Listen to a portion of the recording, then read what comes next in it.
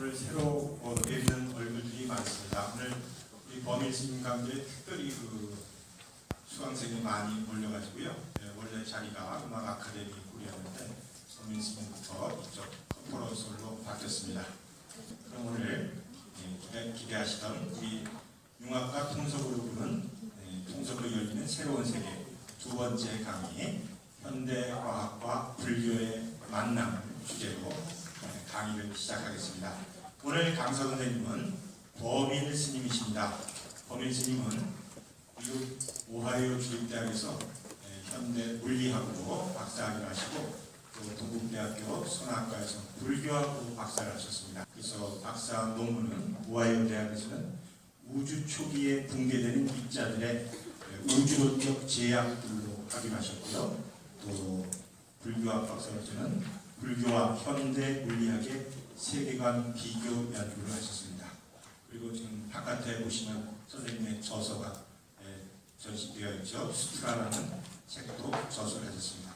그럼 범일 스님을 모시도록 하겠습니다.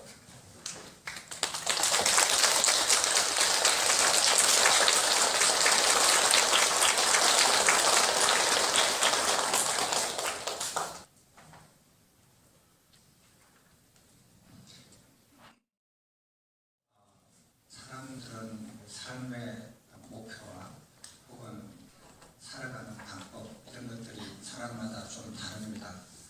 여러분들은 인생을 무슨 목표를 가지고 사시는지 어떤 가치를 두고 사시는지 한번 보시면 좋겠어요. 인류 역사에 보면은 많은 어떤 사람들, 어떤 부류가 있습니다. 이 부류의 사람들은 인생의 가치와 목표를 영원한 것, 진리에다가 목표를 둬요. 이거를 찾고 이것을 탐구하는데 전념하고 그것을 위해서 살아가는 사람들이 있습니다.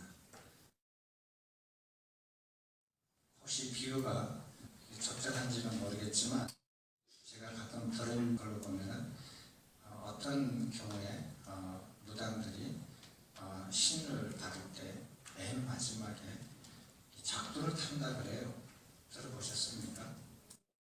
제가 잘못하는지는 모르겠지만 1m도 채 안 되는 이 작두를 타면서 신내림의 마무리를 짓는다고 들은 적이 있습니다. 진리를 탐구하고 진리를 목표로 하는 사람들은 인생이 태어나면서부터 죽을 때까지 마치 작두를 타는 것처럼 살아야 됩니다.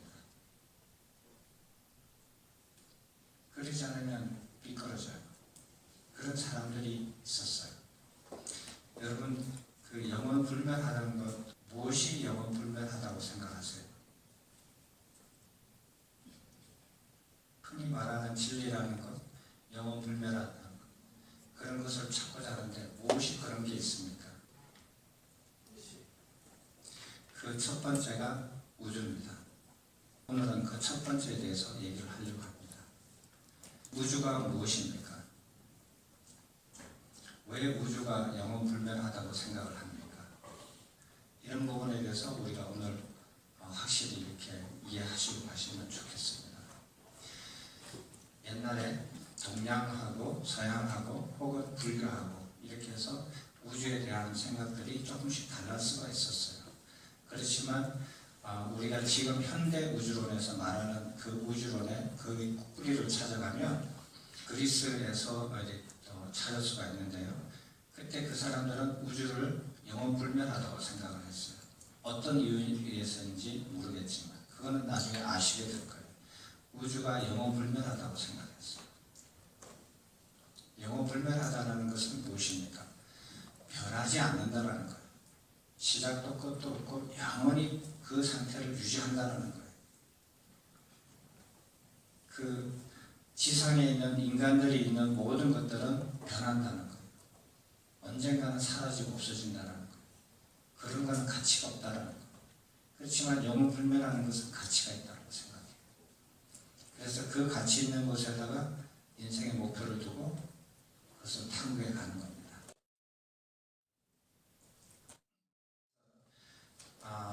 현대 우주론에 대해서 제일 이렇게 기본이 되는 게 BC 약 4세기경에 있는 아리스토텔레스입니다. 이분으로부터 이렇게 물론 그 이전에도 사람들은 우주에 대해서 말을 하고 생각하고 탐구를 하고 했겠죠. 그렇지만 가장 지금 연관지어서 체계적으로 한 사람이 이 사람이에요. 아리스토텔레스는 우주를 어떻게 생각했냐면은 이렇게 생각했어요. 지구가 우리가 사는 이곳이 우주의 중심이다. 그거는 지구의 우주 중심설이에요. 지구가 우주의 중심이라는 겁니다. 왜? 우리가 일상적으로 경험하니까. 땅이 안 움직이잖아요. 그리고 모든 전체들이 태양부터 모든 것들이 이 하늘을 왔다 갔다 하잖아요. 그러니까 어떻게 생각했냐면 이 지구는 인간이 사는 거는 지상계다. 지상계. 그리고 이 전체가 돌아다니는 이거는 전상계고. 그래서 이 지구에 있는 것들은 더럽고 영원불변하지 않는 거다. 천상계에 있는 것은 깨끗하고 성스럽고 신성하고 영원불변하다고 생각을 했어요. 그래서 이렇게 세상을 이렇게 둘러 나눴습니다. 근데 그 경계선이 어디냐면 달이에요. 달은 천상에 있으면서도 모양이 바뀌어요. 모양이 바뀐다는 말은 영원불변하지 않다는 뜻이에요. 그 사람들의 관점에서. 그래서 달 밑으로는 지상계에 속하고 달 위로는 천상계에 속합니다. 그리고 이렇게 나누고 그래서 천상계에 있는 모든 별이나 달이나 뭐 이렇게 행성들이 지구로 이렇게 중심을 해서 돌아다닌다고 생각했어요. 이것이 흔히 말하는 천동설입니다. 하늘이 움직인다라는 거예요. 하늘이 지구를 중심으로 돌고 있다는 뜻입니다. 되셨습니까? 근데 여기서 이렇게 어떻게 생각하냐면 지상계는 무엇으로 이루어졌느냐 하면 지수, 화학, 풍으로 이루어졌다라고 얘기했어요. 그럼 천상계는 무엇으로 이루어졌느냐? 다섯 번째 원소, 피스 엘리먼트를 해서 에테르라는 원소로 이루어졌다라고 생각했어요. 지수, 화풍과 다른 영원불멸한 그런 원소로 이루어졌다고 천상계에서 생각을 했어요. 그리고 천상계에서의 운동은 완벽한 원운동이라고 생각을 했어요. 원운동이 가장 아름답고 완벽하고 흠이 없거든요. 그렇게 생각을 했습니다. 그럼 지상계는 뭐냐? 지상계는 운동이 다 직선 운동에 가깝다고 생각했어요. 직선 운동은 완벽하지 않아요. 이렇게 생각했습니다. 그래서 이거를 이런 생각을 정립을 했어요.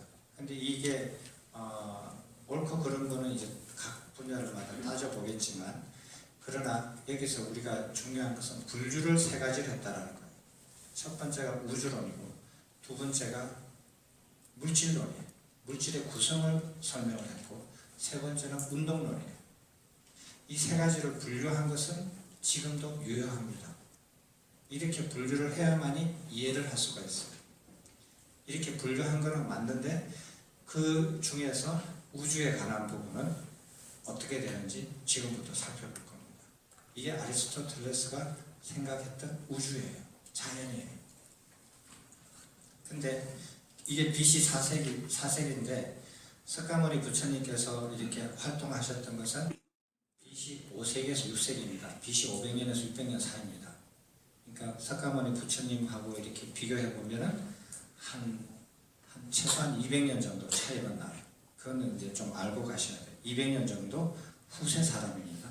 아리스토텔레스가.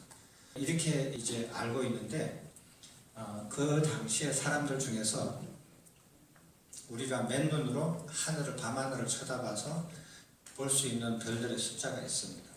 약 수천 개 정도 되거든요. 그 수천 개 중에서 어떤 것들은 매일 밤을 봐도 변하지 않아요, 자리가. 근데 어떤 별들은 움직여요. 봄, 여름, 가을, 겨울에마다 움직인단 말이에요. 그런 걸 보고 관찰을 했어요. 맨눈으로 관측을 해서 그 자료를 계속 쌓아갑니다. 수천 년, 몇백 년 동안. 그래서 기원 후 약 100년 전으로 해서 아리스토텔레스의 우주관에 문제가 생겨요. 무슨 문제가 생기느냐? 관측했더니 좀 틀리더라는 거예요. 발견을 했어요. 그게 프로텔마이오스예요. 이분이 아리스토텔레스입니다. 이게 천동설이에요. 천동설이 지구가 한복판에 있고 전체가 돌아가요. 근데 이 당시 사람들이 좀 어떻게 생각했냐면 천구라는 개념 아시죠? 별이 있는데 천구라는 게 있어요. 천구. 구라는 것은 이렇게 그냥 축구공처럼 그런 거예요. 보이지 않는 투명한 천구가 있어서 거기에 별이 박혀 있어요. 박혀가지고 천구가 돌아요. 그게 투명한 축구공이 있는데 속이 비어있는 축구공이 있는데 거기에 별이 박혀 있다는 거예요. 그래서 그 천구가 돌아가요. 그래서 이렇게 하늘에서 이렇게 별들이 움직이는 걸 설명을 했거든요. 왜냐하면 허공에서 이게 떨어지지 않고 돌아간다는 것을 상상을 못했어요. 이해가 안 되니까. 그래서 천구라는 개념을 도입을 했어요. 그래서 천구에다가 별들이 이렇게 박혀 있어요. 그래서 그 천구가 움직이는 거예요. 돌아가는 거예요. 그렇게 이해를 했습니다. 이 사람은 프로텔마이오스인데 이분이 그 눈으로 관측한 자료들이 쌓여가면서 아리스토텔레스의 우주관에 문제가 있다라고 발견을 했어요. 그래서 어떻게 했느냐 하면 천동설을 약간 바꿨어요. 어떻게 했느냐? 여기 한복판에 여기가 지구가 있었잖아요. 지구가 한복판에 없어요. 살짝 옆으로 떨어져 있어요. 지구가. 자, 아리스토텔레스하고 조금 생각이 다릅니다. 이거를 이심이라고 그래요. 그리고 지구를 한복판에서 조금 비껴나게 했고 대칭되는 여기 이 점하고 중간에 있는 거를 이심이라고 하고, 그리고 이게 원운동을 하잖아요. 근데 원운동만 하는 게 아니라 이 안에 원운동을 작은 원운동을 또 넣었어요. 원운동을 2개를 넣었어요. 그래서 얘가 아리스토텔레스는 원으로 갔는데 얘는 원 위에서 원을 또 달아 움직여. 이게 주전원이라 그래요. 작은 원. 이심이라고 그래요. 이 점을 동시심이라고 그래요. 그래서 지구를 중심에서 비껴나게 만들고 원 위에 작은 원을 또 추가로 연결시키고, 이 동시심에서 보면은 얘가 돌아가는 게 일정하게 돌아가고 여기서는 일정하지 않다라고 생각을 했어요. 그래서 좀 복잡해요. 그래가지고 이런 개념을 도입을 해가지고 눈으로 볼 수 있는 전체의 관측을 다 어느 정도 보완을 했어요. 이 사람이요. 그렇게 했는데 이분이 이렇게 한 그 전체 이 천문학이 거의 1,500년 가까이 이렇게 변하지를 않았어요. 프로텔마이오스가 굉장한 역사적으로 오랫동안 스승으로서 자리를 유지를 했어요. 특히 이슬람권에서는 굉장한 학자로 추앙이 됐고 거의 1000년 이상 자기 직위를 유지를 했던 사람이에요. 근데 언제까지 했느냐 하면 태양이 우주 중심이다 라고 생각하게 될 때까지 이게 나온 거예요. 그러면은 태양이 우주의 중심, 지구가 우주의 중심이 아니다. 태양이 우주의 중심이다 라고 생각하는 생각이 나오게 된 거예요. 그 누가 했느냐? 코페르니쿠스가 했죠.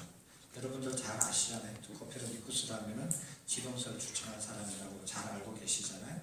근데 이 코페르니쿠스가 교회의 천동설과 반대되는 생각을 자기가 가지고 있었는데 안 그래요. 여기서 천동설에서 추가로 말씀을 드리면 어떻게 생각했냐면은 천상계 중에서 가장 완벽한 게 태양이에요. 동그랗고 완벽해서.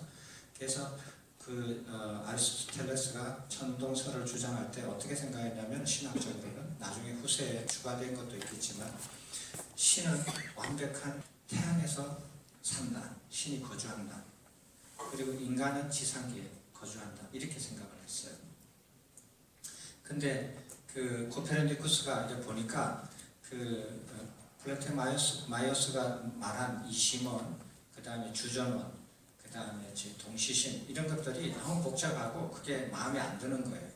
아리스토텔레스가 한 게 더 아름답고 더 깨끗한데 아리스토텔레스가 주장한 것을 바꿨다고 생각해요. 이 사람 개념을. 근데 왜 관측 자료를 정확하게 설명하기 위해서 저런 개인명을 도입해가지고 했는데 그 코페르니쿠스는 그게 마음에 안 들었어요.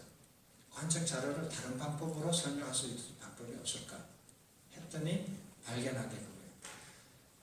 태양이 중심이 되고 지구가 태양 주위를 돌고 다른 행성도 태양 주위를 돌린다고 하면은 아까 전에 프토마이오스가 도입한 이심, 주전원, 동시심 이런 개념이 하나도 없어도 돼요. 없어지고 아리스토텔레스의 그 개념이 그대로 유지가 되면서 딱 하나만 바꾸는 거예요. 태양과 지구의 위치만 바꾸는 거예요. 그러면은 모든 그 당시까지 쌓아왔던 눈으로 봤던 천문학적인 자료들을 다 해석할 수 있는 거예요. 좋죠. 이분은 교회에 대해서 조그마한 반감도 없었어요. 근데 코페르니쿠스가 그거를 발표를 하고 물론 이렇게 중간에 이렇게 사람들한테 알렸지만 책으로 출판하고 몇 개 후에 죽어요. 코페르니쿠스가.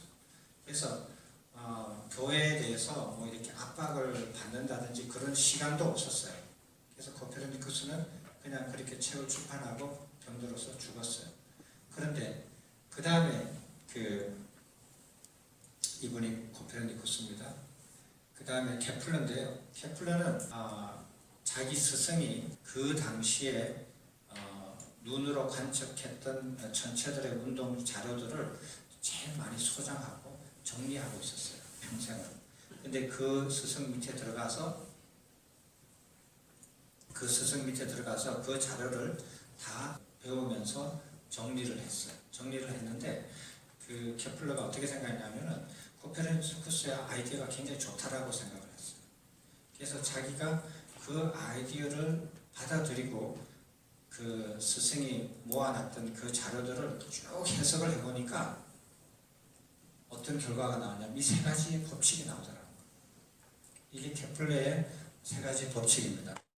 첫 번째, 궤도의 법칙이다. 이거는 태양을 하나의 초점으로 한 타원 궤도로 운동한다는 거예요. 아리스토텔레스는 원운동이라고 그랬죠. 근데 여기서는 실제로 보니까 타원 운동이다. 타원 운동이라는 것은 이렇게 초점이 두 개가 있어요. 두 개를 이렇게 움직이는 거거든요. 원 운동은 초점이 하나가 있어요. 하나를 중심으로 도는 거고 타원 운동은 초점이 두 개예요. 두 개인데 그 중에 하나는 태양이더라. 근데 모든 행성이 다 그렇다는 거예요. 타원 운동을 한다는 거예요. 그래서 아리스토텔레스의 원 운동은 개념을 깨어버렸어요. 두 번째는 면적의 법칙이에요. 행성과 태양을 연결하는 선은 항상 같은 시간 동안 같은 면적을 그린다. 이런 걸 발견했어요. 자료만 정리를 하면서 발견을 한 거예요. 이건 좀 이해하시기가 좀 어려울지 모르겠어요. 주기의 법칙인데 모든 행성의 주기의 제곱은 타원 궤도의 큰 반지름의 세제곱에 비례한다. 이런 걸 발견을 했어요. 모든 행성의 그 자료들이 그렇게 되는 거예요. 이것이 케플러의 세 가지 법칙입니다. 근데 갈릴레오 갈릴레이는 어떻게 했느냐면 그 당시에 자기가 천체 만원경을 최초로 만들었어요. 자기 손으로. 그 전에 없던 만원경을 만들었어요. 자기가 만든 만원경으로 전체를 구경했더니 태양이 중심이 되는 게 맞더라는 거예요. 어떻게 해요? 이거예요. 눈으로 봤을 때는 안 보였던 건데, 점으로 보였던 건데 이게 태양입니다. 금성이 태양 주위를 도니까 위상이 달라지는 거예요. 이때는 금성이 동그랗게 보이고 이때는 반달처럼 보이고 달처럼 이렇게 모양이 바뀌어요. 눈으로 볼 때는 안 보여요. 근데 만원경으로 보니까 모양이 바뀌는 게 보이는 거예요. 금성이. 그걸 설명할 수 있는 것은 금성이 태양 주위를 돌고 있어서 지구에서 바라보니까 이렇게 나오는 거예요. 그래서 자기 만원경으로 자기 눈으로 보고 행성이 태양 주위를 돌고 있구나 이렇게 생각을 했어요. 근데 이러한 결과들을 맨 마지막으로 뉴턴이 다 정리를 합니다.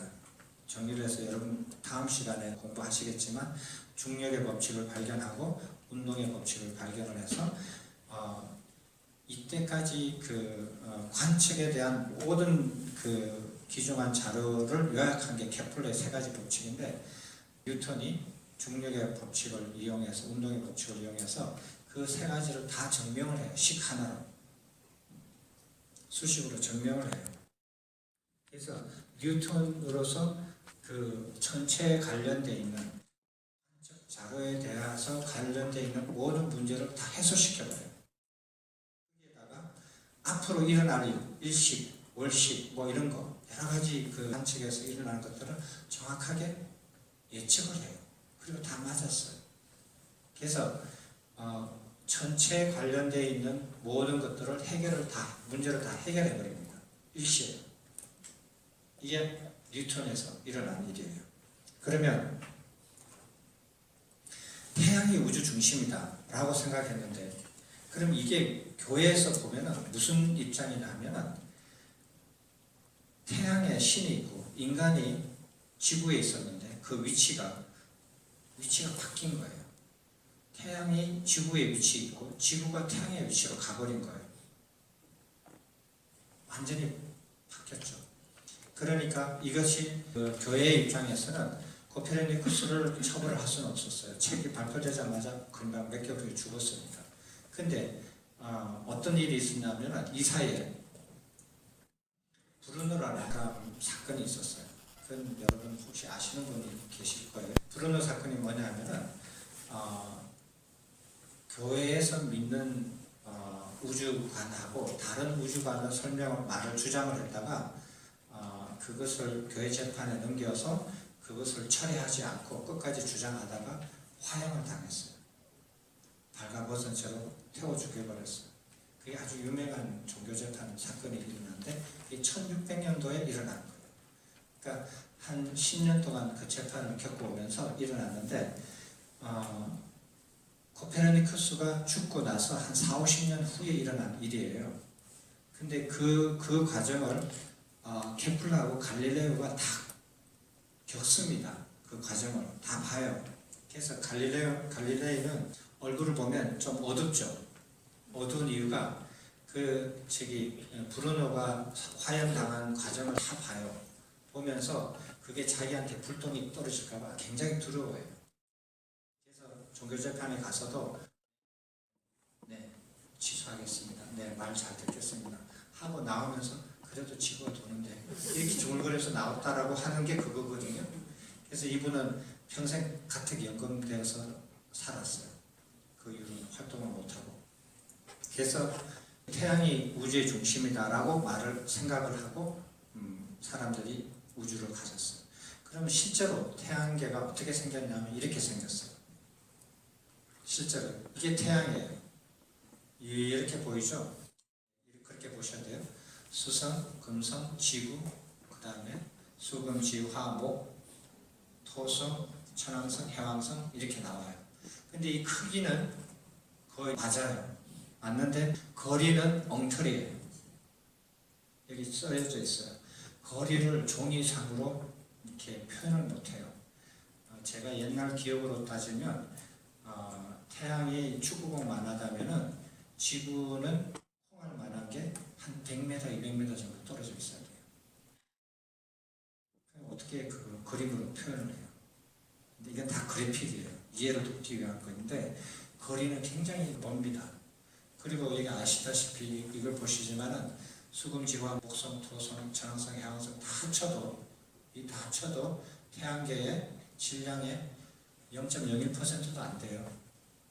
99.9% 이상이 태양이에요. 태양의 질량이 다 들어가 있어요.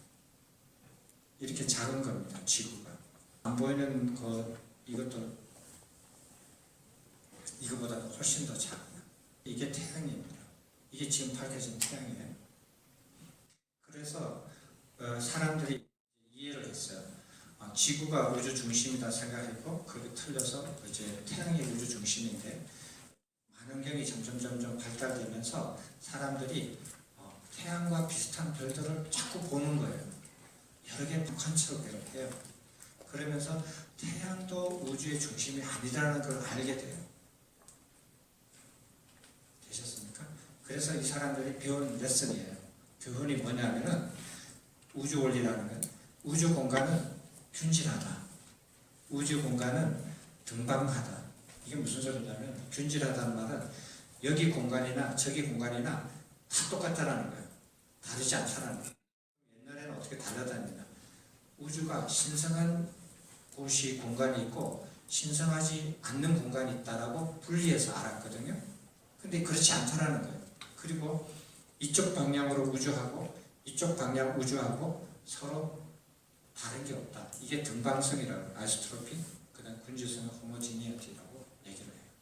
이거를 레슨으로 받아들인 거고 이런 거를 이제 우주 공간에 연구할 때 이것을 적용시킵니다.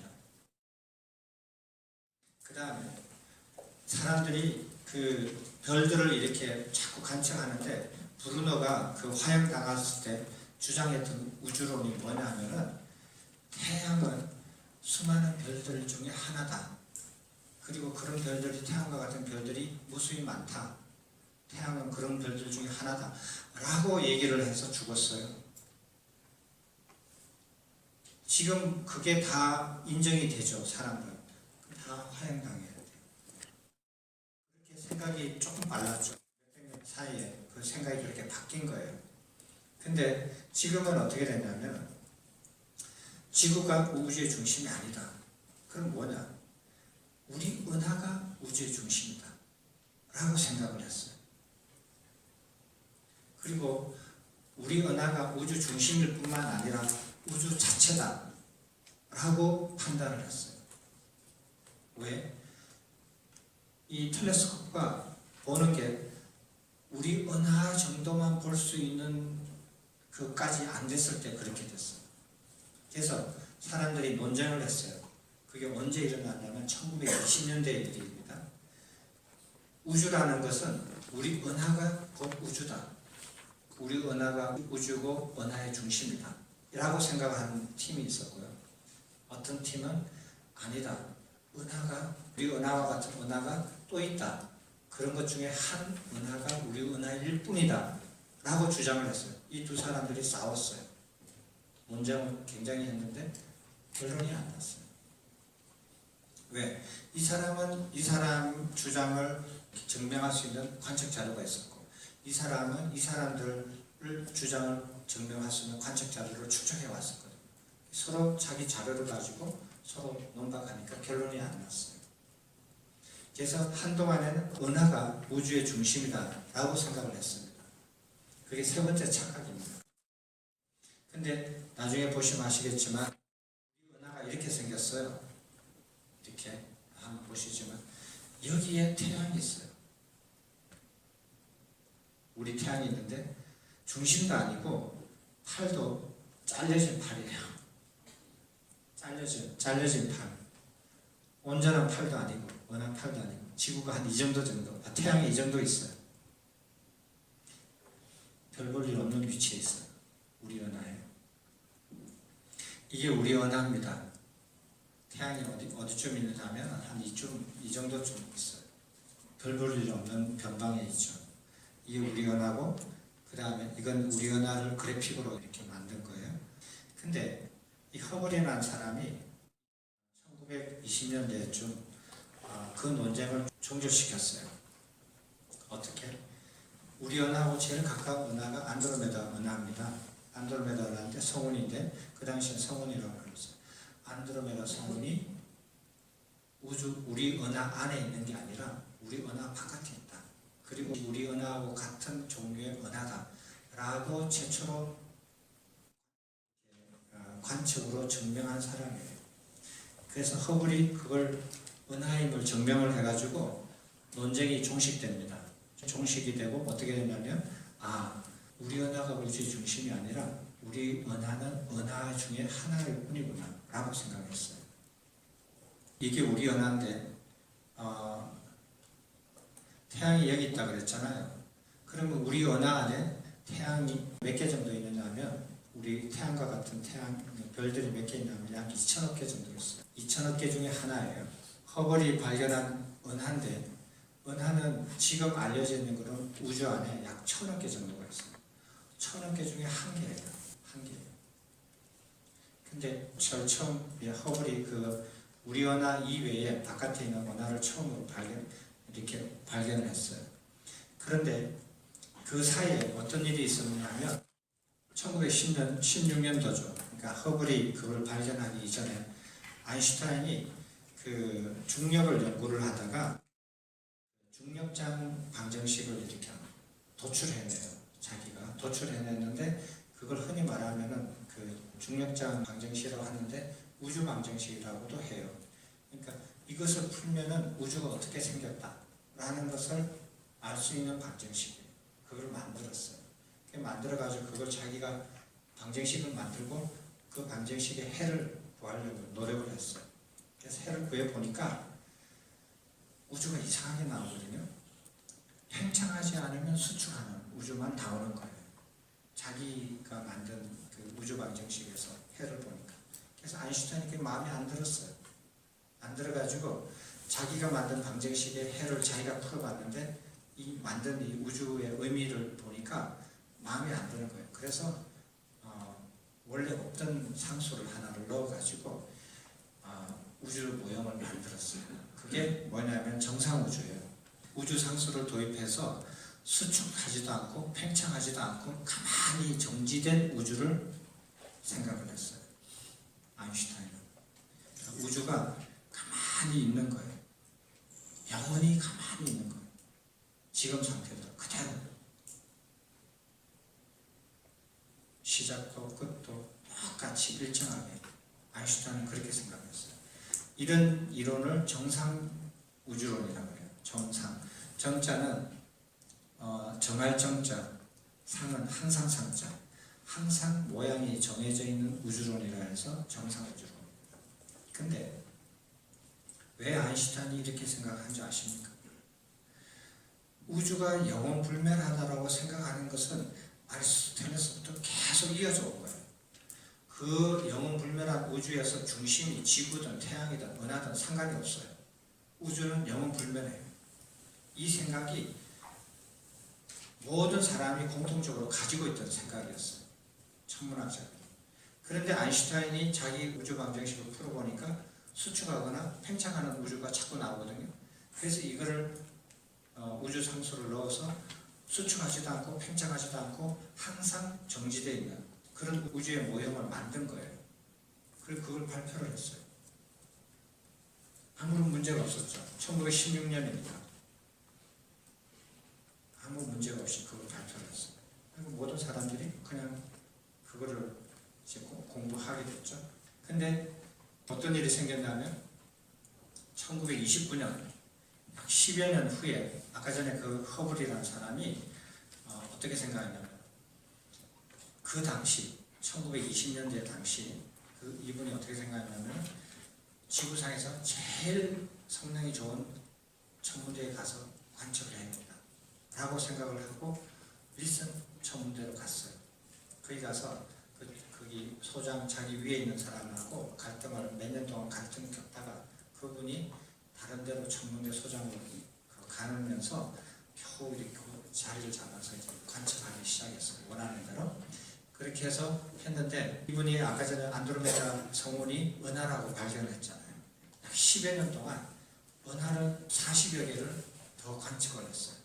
관측을 하면서 은하의 움직이는 속도, 그 다음에 빛의 밝기, 거리 이런 것들을 다 연구를 했어요. 자기가 은하를 처음에 이렇게 우리 은하 이외의 은하를 발견한 사람이니까 그 짓을 한 10여 년 동안 했어요. 그리고 난 다음에 보니까 이상한 걸 발견했어요. 은하가 멀리 있는 은하수도 나로부터 더 멀리 도망가고 있는 거예요. 그게 허블의 법칙이에요. 이게 무슨 뜻이냐면 간단한 겁니다. 은하가 나로부터 멀리 도망가는 속도는 거리에 비례하더라고요. 이게 허블 상수에 비례하더라고요. 2배로 먼 곳에 있는 것은 2배로 빨리 도망가고 3배로 먼 곳에 있는 은하는 3배로 빨리 도망가더라고요. 이걸 관측한 거예요. 그리고 그걸 발표를 했어요. 이게 제가 보기에는 모든 이렇게 그 우주에 대한 관측 중에서 가장 혁신적인 발견이에요. 근데 이건 이제 도플러 효과를 이용해서 그게 하는 건데 그런 부분은 이제 기술적인 부분은 뭐 가시기도 하고요. 우주가 팽창한다는 거, 그걸 관측했다는 거. 그러니까 사람들이 도저히 못 받아들이는 거. 우주는 영원불멸해야 되는데 영원불멸한 우주가 왜 자꾸 변하느냐. 그것도 엄청난 속도로 팽창하고 있는 거. 받아들일 수 없다. 그래서 모든 그 당시에 아리스토텔레스부터 지금까지 모든 우주를 생각하는 사람들이 우주는 영원불멸한데 이 우주가 이렇게 팽창하고 있다는 것을 받아들일 수가 없다. 그래서 어떻게 생각했냐면 좋다. 우리도 관측해보자. 우리도 천문대 만들어서 관측해봤어요. 했더니 허블이 발견한 게 맞단 말이에요. 어떻게 하느냐. 그래서 호일이라는 사람이 1915년이니까 20년, 1929년에 만들었으니까 30년, 1930년대에 나이가 굉장히 젊은 나이에 이 사람이 뭐를 했냐면 자기가 총대를 낸 거예요. 우주가 팽창하더라도 정상 우주론을 포기할 수 없다. 이렇게 해서 만든 거예요. 우주가 팽창해도 우주의 물질 밀도가 일정하도록 새로운 물질이 끊임없이 생성하는 우주예요. 그러니까 팽창을 해라 이거예요. 좋다 이거예요. 그 관측 사실이니까 받아들이겠다. 그렇지만 팽창하더라도 우주는 영원불멸하게 정상 상태로 머물게 할 수 있는 방법이 뭐냐. 팽창되니까 그 중간에서 물질이 자꾸 생기면 되는 거예요. 창조가 되면 되는 거예요.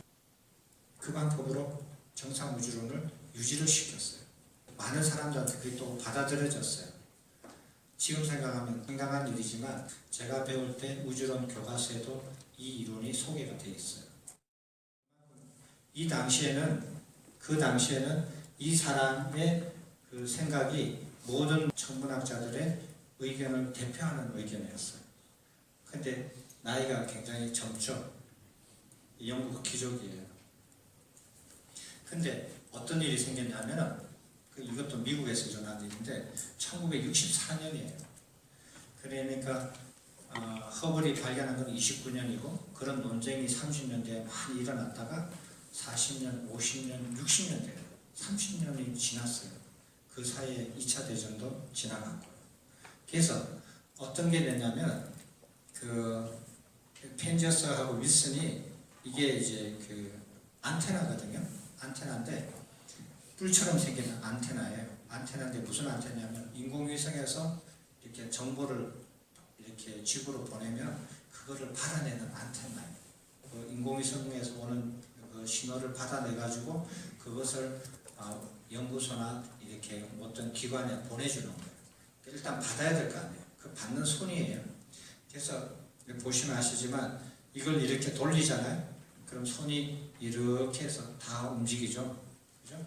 그리고 이게 둥그렇게 돌아가요. 돌아가면은 그러니까 모든 하늘을 다 이렇게 받아낼 수가 있어요.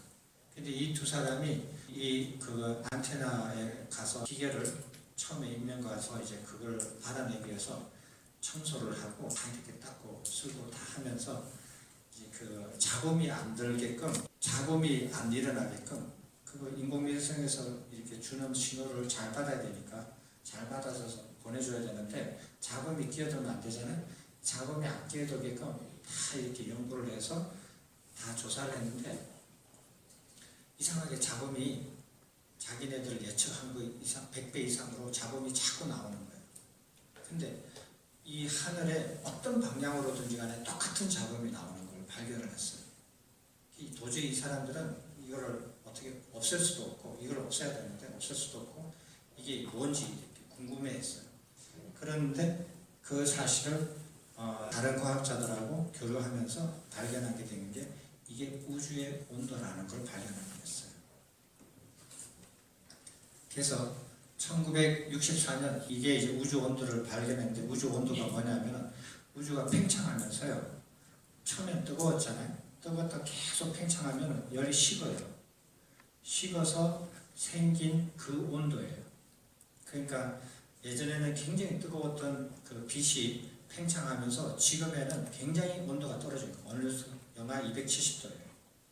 2.7도라고 적혀있죠. 그게 켈빈인데 영하 270도예요. 270도니까 우주 바깥에 나가면 그냥 그대로 그냥 부서져요.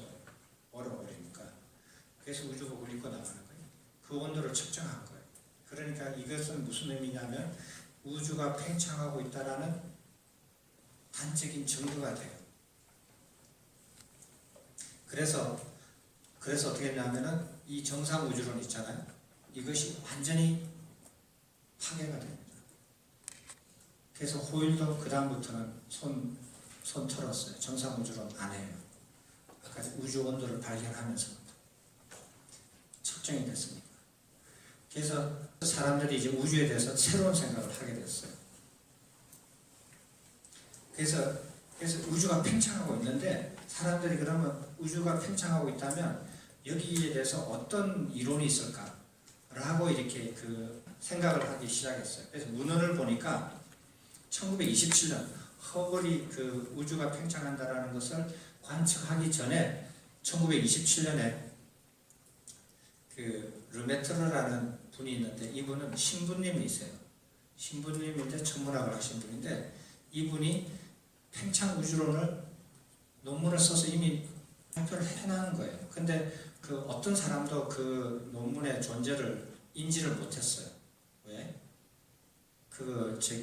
논문만 썼지 그 과학자들하고 교류 활동을 거의 안 하신 분 같아요.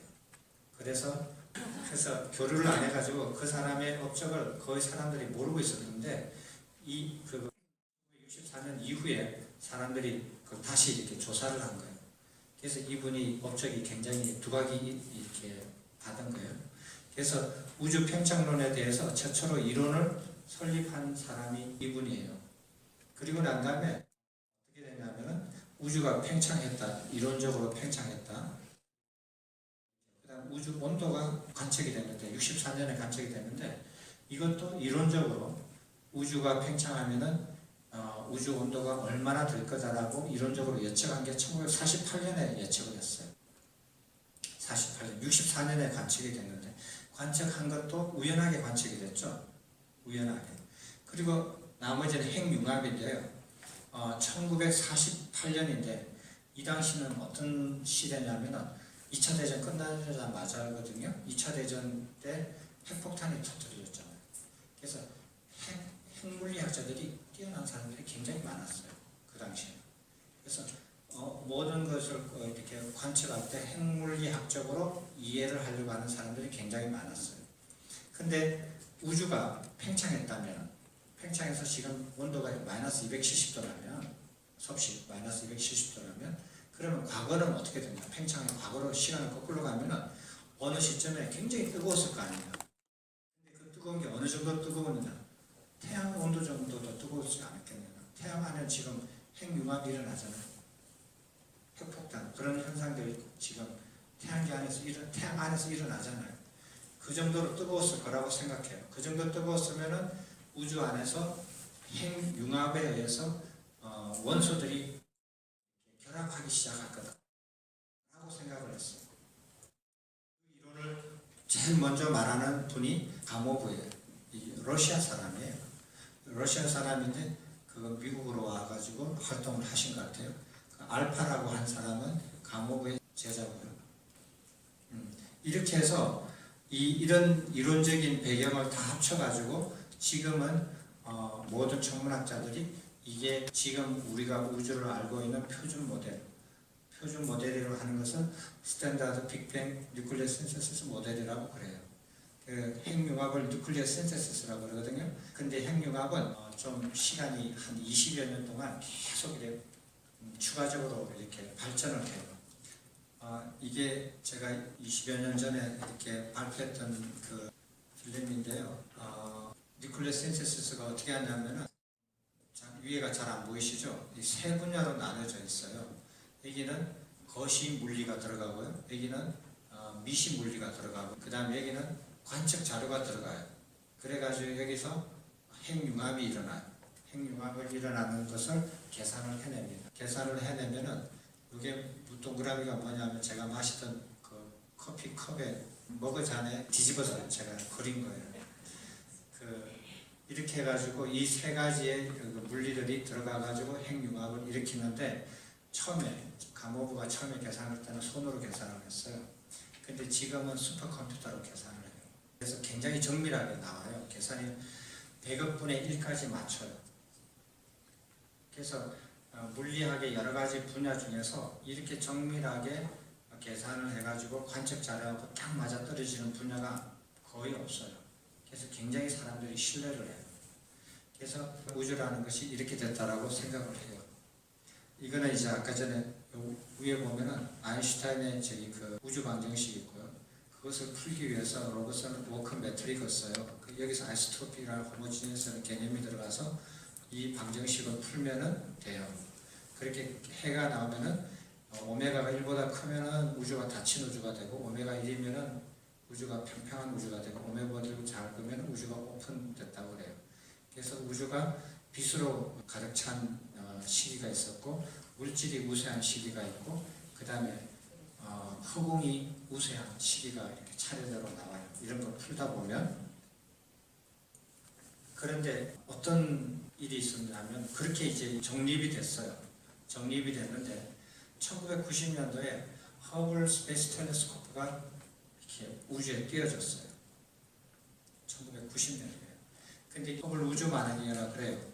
근데 1990년도에 쌓아 올렸거든요. 쌓아 올렸는데 올라가자마자 고장을 일으켜요. 고장을 일으킨 게 아니라 고장 난 것을 고장이라고 표현하면 안 되지. 정확하게 표현하면 뭐냐면은 이게 이렇게 그 렌즈가 이렇게 만들어져 있는데 그 초점이 딱 맞게끔 만들어졌거든요. 근데 그 사람들이 우주에서 쌓아 올릴 거를 만들어 달라고 만들었어요. 그 광학 하시는 공장에서 만들었겠죠. 만들어서 아무 생각 없이 만들었죠. 초점 맞으니까 원하는 대로 딱 만들어졌죠. 그래서 띄웠어요. 그래서 싹 올렸어요. 보니까 안 되는 거예요. 왜 안 되느냐? 얘는 여기는 중력이 없거든요. 근데 만들 때는 중력이 있단 말이에요. 그러니까 중력이 있을 때는 초점이 맞았는데 중력이 없는 곳에 가서 초점이 틀려버린 거예요. 그래서 문제가 생겼어요.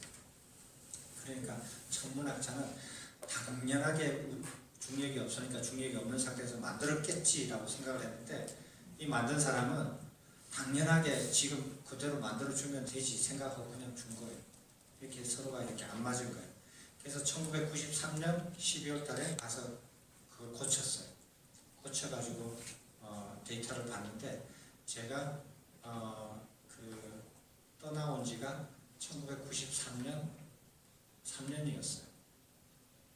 1993년에 떠나왔으니까 제가 허블 스페이스 텔레스코프에서 오는 데이터를 한 번도 보지 못하고 떠났거든요. 그 당시에 저기 1990년 이렇게 허블 스페이스 텔레스코프가 올라갈 때 지도 교수님이 뭐라고 말씀하셨냐면 쟤들 봐라. 지구에서도 제대로 못하는 게 허공에 우주에 가가지고 제대로 하겠냐? 이러면서 이렇게 농담을 하셨어요. 그리고 이제 그게 지나갔는데 지금 제가 이 강의 준비하면서 이렇게 데이터를 봤거든요. 엄청난 발전을 이뤘어요. 보시겠습니다. 이거를 허블 텔레스코프를 할 때 100억 달러를 넣었는데 우리나라 돈으로 10조예요. 근데 제가 생각에는 인류가 가장 보람되게 쓴 돈이에요. 인류가 10조의 돈을 썼는데 가장 보람되게 쓴 돈이 지금 허블 텔레스코프에 돈을 쓰지 않았는가 하는 생각이 들어요. 근데 이거를 1990년도에 쌓아 올릴 때 몇 년 동안 준비를 하셨느냐 하면은 최초의 아이디어를 나와가지고 이제 그걸 만들자, 시행하자 30년 가까이 준비를 했어요. 3년이 아니에요. 30년. 30년 동안 준비해가지고 1990년에 올렸거든요. 그래서 25년 동안 올려요. 2015년, 25년 동안 이렇게 데이터를 받아냈어요. 그래서 허블 스페이스 텔레스코프로 보니까 무진장 안 보이던 것들이 선명하게 보이기 시작합니다. 그거는 상상을 초월해요. 그래서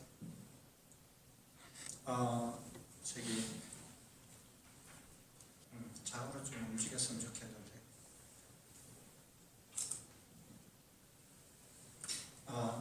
그래요. 그거는 나중에 보고요. 그래서 허블 스페이스 텔레스코프에서 뭐 발견한 게 여러 가지인데 우주론의 관점에서 보면 중요한 게 서너 가지예요. 첫 번째, 우주의 나이를 정확하게 측정을 했어요. 그 다음에 암흑 물질, 암흑 에너지를 측정을 했어요. 그리고 행성을 발견했어요. 행성 발견은 허블 스페이스 텔레스코프에서 허블에서 발견했는지 다른 데서 발견했는지 정확하지 않아요. 하지만 이제 행성을 발견했어요. 이 네 가지가 우주론에 큰 이렇게 변화를 일으켰거든요. 이 하나씩 한번 볼까요? 지금까지 우리가 관측하고 우주에 대해서 이해한 것과 확 개념이 달라져요. 허블 스페이스 텔레스코프에서 발견한 것들 때문에. 근데 이것들을 하나씩 이해하고 현재 우주가 어떻게 되어 있다라는 것을 얘기할 수 있어요. 되셨습니까? 그러면은 10분 쉬고 나서 이거 하죠.